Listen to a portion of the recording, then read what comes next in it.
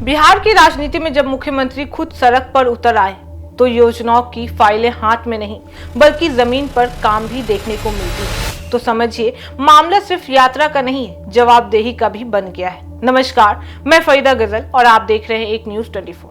देखिए, मुख्यमंत्री नीतीश कुमार की स्मृति यात्रा का दूसरा चरण तय हो गया है। इस चरण में मुख्यमंत्री कई जिलों का दौरा करेंगे और सरकार की महत्वाकांक्षी योजना 7 निश्चय और ऑन द स्पॉट मुआयना भी करेंगे। साफ संकेत है कि जहां काम में ढिलाई मिली वहां कार्रवाई तय है। नीतीश कुमार की स्मृति यात्रा को सिर्फ एक सरकारी दौरा समझना भूल ही होगा। यह यात्रा उस मॉडल का हिस्सा है जिसमें मुख्यमंत्री खुद यह देखना चाहते हैं कि सरकारी योजनाएं कागज से निकलकर जमीन तक पहुंचती है या नहीं।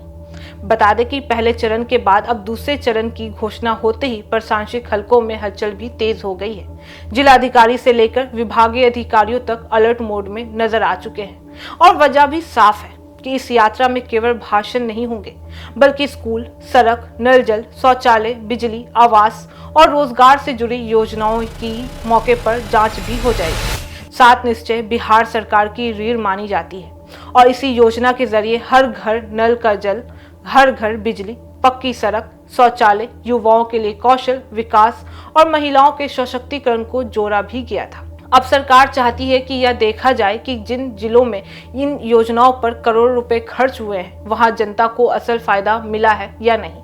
मुख्यमंत्री का साफ कहना है कि अगर योजना कागज पर पूरा है लेकिन गांव में अधूरा रहा है तो जिम्मेदारी तो तय होगी। यही वजह है कि इस यात्रा में अधिकारी सिर्फ स्वागत की तैयारी नहीं कर रहे हैं बल्कि पुराने रिकॉर्ड, प्रगति रिपोर्ट और शिकायतों की फाइलें भी खंगाली जा रही हैं।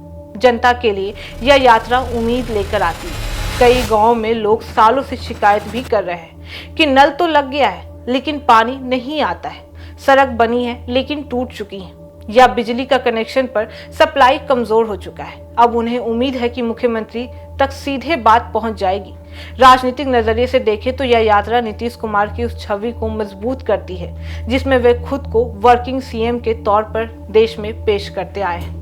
चुनावी सालों के करीब आते ही सरकार पर यह दबाव रहता है कि विकास के दावे जमीन पर दिखे। स्मृति यात्रा उसी दबाव का जवाब भी है और राजनीति भी है।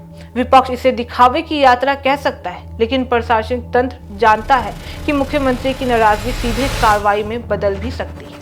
पहले भी ऐसे उदाहरण रहे जब निरीक्षण के बाद अधिकारियों पर गाज गिर चुकी है और इस बार भी संदेश साफ है कि लापरवाही बर्दाश्त नहीं की जाएगी। सरकार का कहना है कि यात्रा का मकसद डर पैदा करना नहीं बल्कि सुधार लाना है। जहां कमियां होंगी वहां सुधार के निर्देश भी दिए जाएंगे और समय सीमा तय भी की जाएगी।